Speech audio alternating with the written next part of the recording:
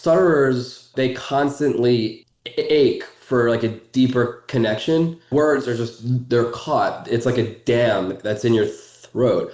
It can feel like a profound weakness. Hopefully, the people on the other end of that conversation have some empathy. Hello, this is Raymond, Aaron, New York Times top 10 bestselling author, bringing you Respark Your Life podcast, the world's premier podcast to ignite the fire to allow you to live life on your own terms. Every single Thursday, I bring you a multi-millionaire, world-famous celebrity to teach you about the most fascinating ways in order to live a far better life. Every single Thursday, you just need to subscribe by hitting the subscribe button. I'll see you every Thursday to Respark Your Life. Yes, this is Raymond Aaron with another episode of Respark Your Life. And you know me, I have lots of world famous friends, but I don't bring them on the show. I know you like to hear them because you know them and they're world famous. But you know where you get the greatest wisdom is stealth wisdom. I ferret out people you would never, ever learn about, and I bring their wisdom to you. And today I've done that with Jason Heffler. He's an author whose stories help young readers overcome speech disorders and fears around speaking. Drawing from his own childhood experiences, growing up with and getting bullied for a stutter, he writes uplifting tales that inspire kids with speech hurdles to build confidence and self-acceptance. And you know what? I get inundated with people saying, I've had this horrible thing happen to me and now I'm wonderful. And they're great stories, each of them, but I can't accept all of them. But when I saw yours, I said, man, if you help kids, let me in. So that's why I chose you.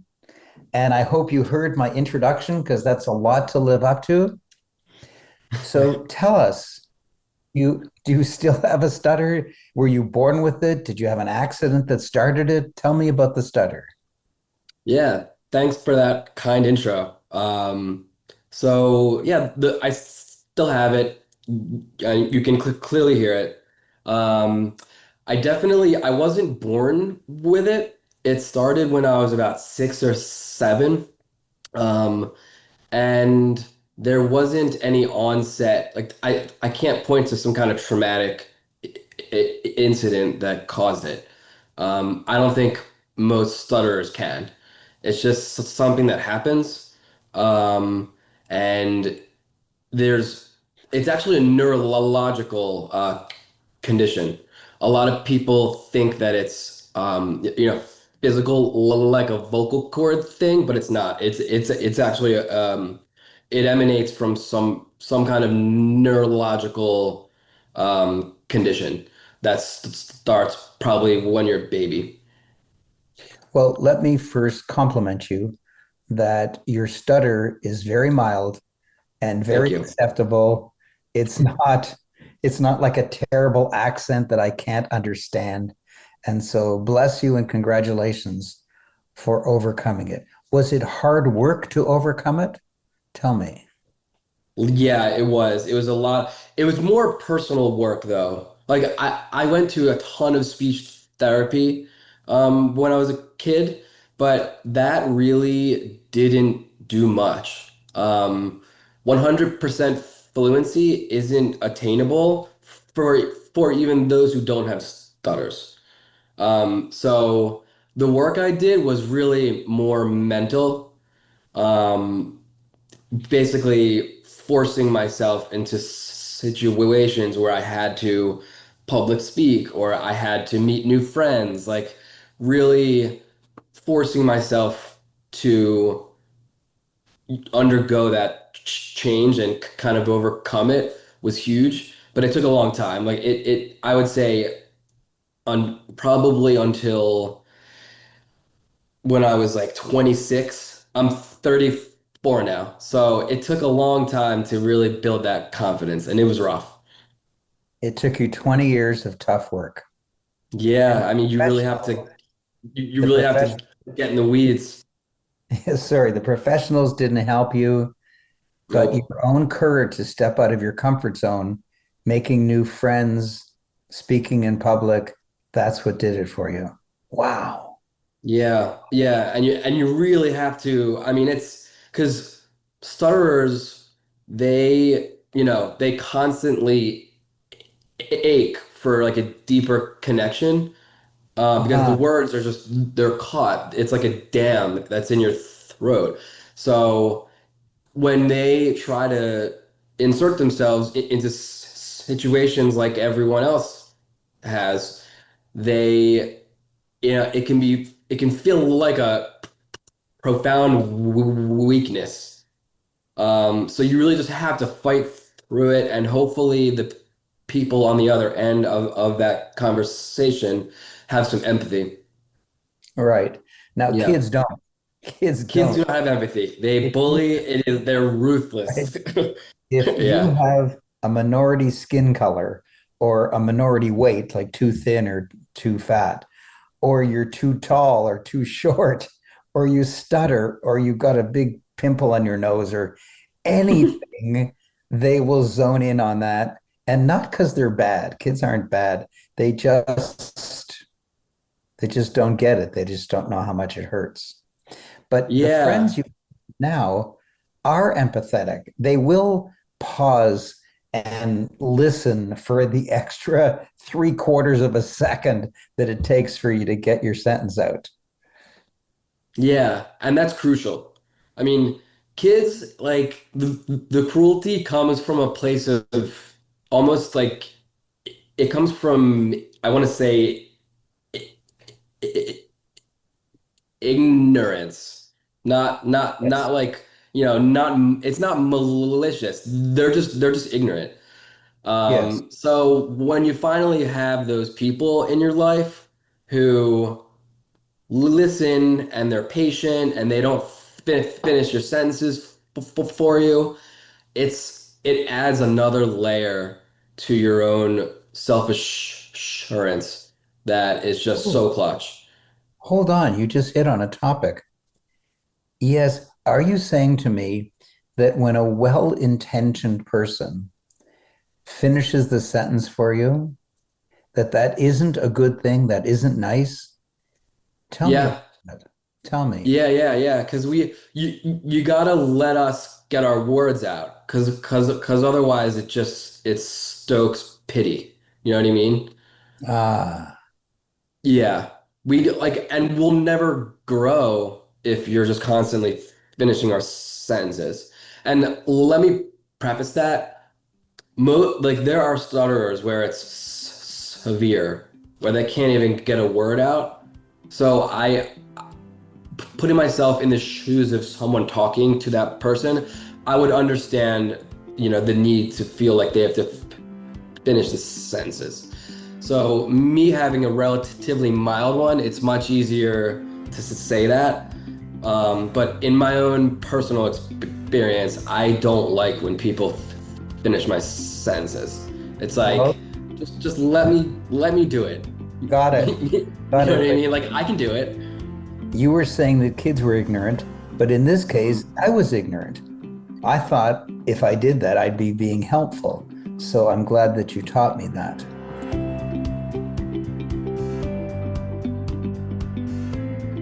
Now, Huh. another thing I've noticed is you did damn good when we started. Now we're a few minutes in and your stuttering got a little bit worse. Is that because your throat is getting tired or your brain is getting tired, or tell me what's happening? I would say my brain. Yeah. So the more you talk, um, basically stutterers all have certain syllables or words that they always block on. It's like no Oh, matter what. So when your brain is trying to process these things in real time, it can become overwhelming. And there's all kinds of like coping mechanisms that we use mid-sentence to try to avoid the words coming out wrong. So when you're trying to do that, it can often, it can get worse. Oh, so there's a certain set of words that you already know that you have difficulty with. And in the first part of the sentence, when you say, oh, that word's going to come up, you change stream and Yep, you can say it a different way, avoiding that word. exactly, exactly. But that causes even more effort neurologically. So it isn't a full solution, but it's very interesting. Yep. Wow. Nail, you hit the nail on the head. That's exactly like, and these processes, like non-stutterers, it just comes naturally, and they can meet new friends, and they can meet love interests, and they can do job interviews, and it's no big deal. But we have to constantly think about this stuff every time we open our mouths. Wow. So it's a plight that not a lot of people really understand. And so you don't want me to be sorry for you. What do you want? What emotion should I have? That's a good question. Uh, yeah, I don't want pity. I just want to be treated like an equal, right? I mean, it's not like just like any other misfit out there. It's not their fault. They just want to they want to fit in and they want to have a normal life filled with all the other possibilities that everyone else has. Well, I'll tell you what, if we just look at North America, there's about 400 million people, and you made it to the top of the 400 million because Thank you. I don't interview everybody. When I read your bio, I said, damn it, I want that guy. And so Thank you. you are in the elite for me. So That means a lot. I I don't appreciate that. I don't think of you as normal. I think of you as amazing and interesting. And you have already changed my thinking about stutterers and stuttering in several ways so far in our conversation. And I'm really grateful. And certainly my many subscribers who are paying attention, maybe they're not paying attention, maybe they're getting their haircut, or maybe they're driving and not paying much attention, but hopefully they're paying attention and hopefully they've learned similar lessons to what I've learned. So now you've taken it outside of yourself and you want to help other children. And how are Yeah. you doing that? Basically, it all starts with representation. The children's book I wrote, when kids with speech impediments, when they see a character like the one in my book who stutters but still achieves great things, it builds their courage. So representation's huge. And then basically it's also a resource for parents Uh, because a lot of parents, they have a child with a speech condition and they've never dealt with that before, so they don't know how, like, they don't know the nuances of how to make the child comfortable with it. So there's a lot of bits and tips in there to help parents. Please explain something, Jason. You said for the child, there's representation. I don't know what Yeah. that means. Representation, like they can, through this character, they can see themselves, that they can see themselves being represented as a stutterer Oh, in the I world. in a real book. So they're not. Yes. So if it's in a real book, it's even more special than ordinary. Uh, Yeah. I mean, a lot of these kids, they think that they're alone. Like 1% of the country stutters, believe it or not, and that seems like a high number, but yeah. you really don't meet them out in the world. So if you're a kid and you have a stutter and you read a book like this, you think, oh, like, they must be more out there than I thought. Well, if there's about 400 million people in North America, never mind all the rest of the world, but Just let's think of North America for a minute. That means 4 million stutterers in North America. Yep. If there's 8 billion people on the whole planet, that means I can't do the math, 80 million stutterers? Goodness Yep. gracious. Yeah. And you would be surprised, Raymond, at who the famous people that have stutters. Um, Darth Vader, James Earl Jones had a What? major Really? stutter, and it disappeared when he went into that character. You got Ed Sheeran.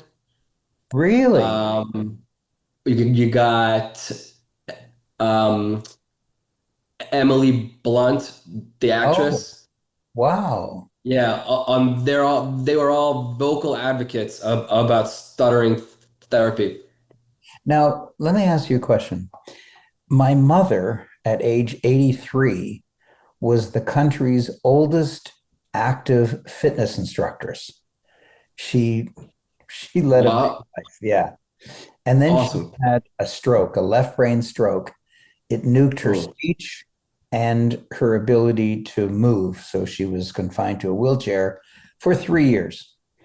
And Sorry to during hear that that. 3 years, we had to put her in a home because my sister and I aren't nurses. We didn't know how to lift her up and take her to the toilet, take her to the shower. Oof. We didn't know what to do. So we put her in a home and we visited her. And one day we got a panic call from the woman who ran the facility. She said, Raymond, Susan's my younger sister, come here immediately. Oh my gosh, fearing the worst. We raced over there, and my mother was singing. She couldn't speak, but she could sing because speech is left brain and singing is right brain. Yep. But we could never communicate with her using singing. Like we tried to sing questions to her, it never really worked. She could only sing old childhood songs like She'll Be Coming Around the Mountain, things like that. So Wow. are you saying that singers who stutter when they speak don't stutter when they sing because it's a different part of the brain? Is that right? Absolutely. Yeah. And I can actually vouch myself.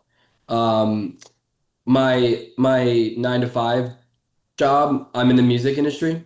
Uh-huh. And so I run EDM.com. It's the world's largest dance music publication.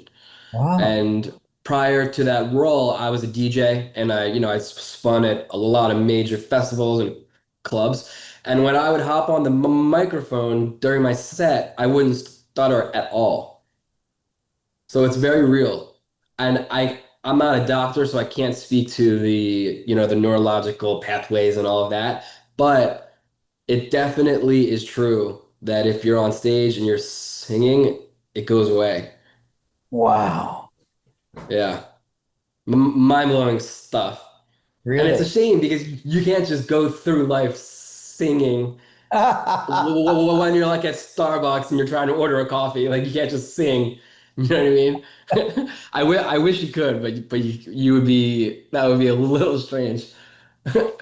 Wow. Do you know, I'm a professional speaker, and when I speak, my body goes away.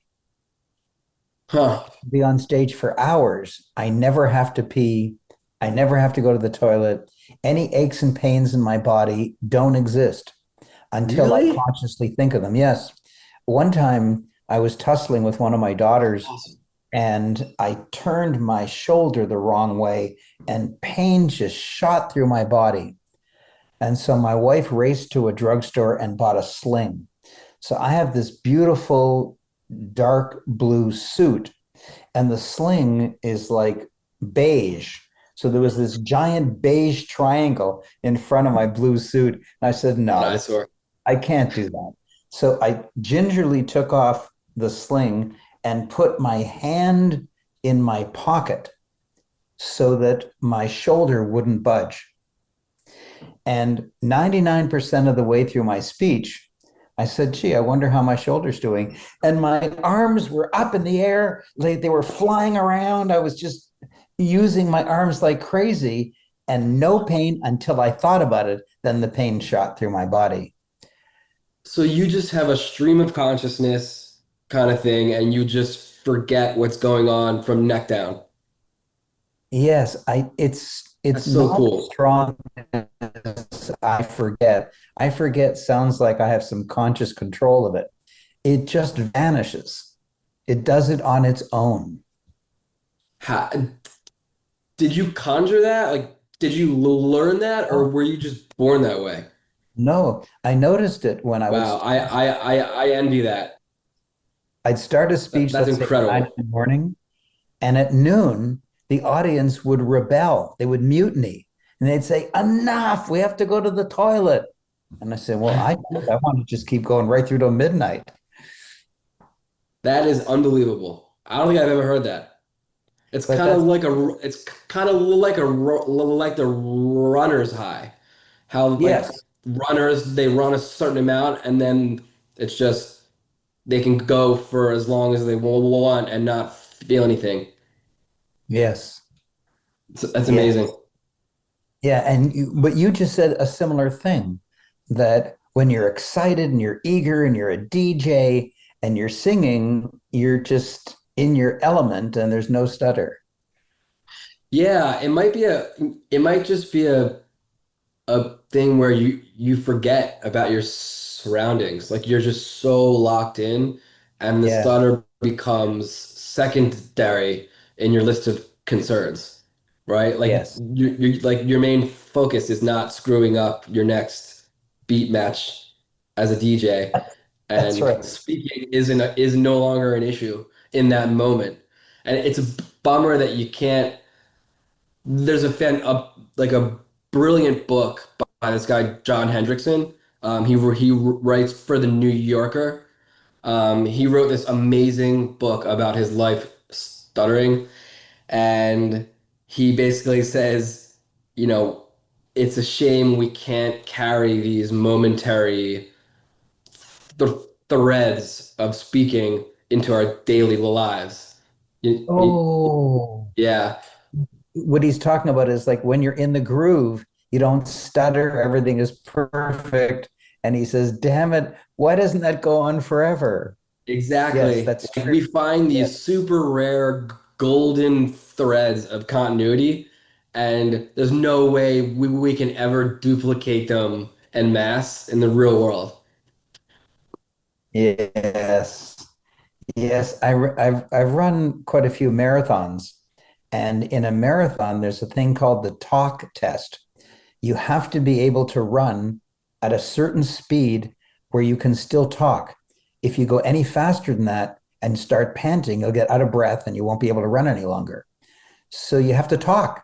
And so, strangely, running a marathon at the best of my ability, the fastest I can go, I can still talk to somebody beside me and chat away, and the miles fly by. Like I say, oh, look, there's the mile 20 marker. And my partner will say, the last I remember is mile 10. What happened to the last 10 miles? Wow. They just go Is by. it a distraction thing? Like, are you distracting yourself Oh, from the mile every markers? Yeah. every marathoner has to distract because there's too many steps. There's just too much. And Yeah. yeah. It's Anyways, like it's like being in class and looking at the clock every second ticking by, and it makes it longer, right? exactly. Yeah. So tell me more about your book. You said that you have a character in your book that represents the stutterer. So I'm interested. Did you choose a bear? Did you choose an armadillo? What did you choose? So I chose a chameleon. Oh, Um, yeah, her name is Cadence. So the reason I chose that is because she basically when her speech condition comes out, she gets embarrassed and she stumbles over her tongue and she camouflages into the forest because she's embarrassed. oh. Yeah. So the tongue, it's a motif. It's her stumbling over her own words. And your Um, book is called Tongue Tied. it's called tongue tied. Yes. Wow. So Also, basically, the name that yeah, you've chosen for her, Cadence. Cadence means a flow of words, a mellifluous flow of words. exactly. Oh, Yes. very sweet. Yeah. Good word, by the way. Mellifluous. Yeah. So only is she able to overcome it by these encounters with these other characters. She meets this cricket friend who becomes her best friend, who kind of encourages her to open up. And there's also this mean frog bully who she has to kind of confront. And I don't want to give too much away, but at the end, the message is that people with speech conditions can still live that life filled with all the other possibilities as others, and they can still do amazing things. Jason, not only is it very interesting that you chose Cadence as the name of the representative, but also to name a frog bully is very funny. It's very clever. You've got lots of clever ideas in your book. Thank you. I'll send you a copy. I would love to hear your feedback on it. Oh my gosh, that would be delicious. So, dear subscriber, maybe you didn't intend to learn about taking care of stutterers or the fact that you think nobody stutters because they hide, unfortunately, so you don't experience it. It's not that they're there, they just hide, unfortunately. But if you know anyone who's a stutterer or the parent of a stutterer, or heck, if you just want to learn about it, Tongue Tied by Jason Heffler. It's, of course, on Amazon. Now, Yes. Jason, what's your favorite quote? That's how I'd love to end this session. Oh, that's a good question. There's so many. I've got a ton on my memo pad on my phone. Let me just pick one for you. Okay. Okay. Um,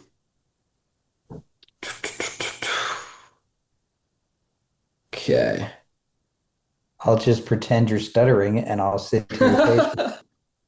All right.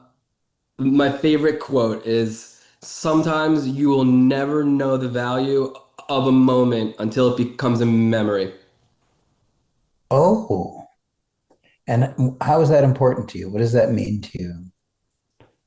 It means that basically you just have to try to like live. It's such a cliche, but live like try to realize that every moment in your life um, is meaningful and don't wait until it becomes a memory to appreciate it. Aha. Cherish the moment at Yeah. the moment. Yes. It's Yes. a very artful, concise, I thought poetic way to describe that. And it reminds me of my favorite Steve Jobs quote. He said, "You can't connect the dots looking forward. You don't Yes, know what that moment that's an means. iconic one. Maybe the moment will disappear and you'll never remember it again, or maybe it'll be a major turning point in your life. But Yep. you have to look back. And what you're saying is, don't look back, cherish it in the moment." Exactly. Very Don't wait until it becomes a memory, because then you might be old and forgetful. Yes, you might have lost your chance. Well, Yep. thank you, Jason. What a fascinating, what an unexpectedly fascinating interview. Wow, I sure hope you enjoyed that fascinating episode. Please make sure you've subscribed, and please tell your friends if you like it that they will probably like it as well. For your information, this experience, this service, this podcast has been sponsored by the Orbit Coaching Program. All of my friends, all my world famous speaker friends, all have coaching programs. Mine has been independently rated as the #1 high level Coaching Program. You cannot purchase it. You have to audition for it by me personally. If you're interested, please email me at respark@aaron.com. Respark@AARON. Say that you're interested in being considered for the Orbit Coaching Program and include your cell phone number so that I personally will call you back.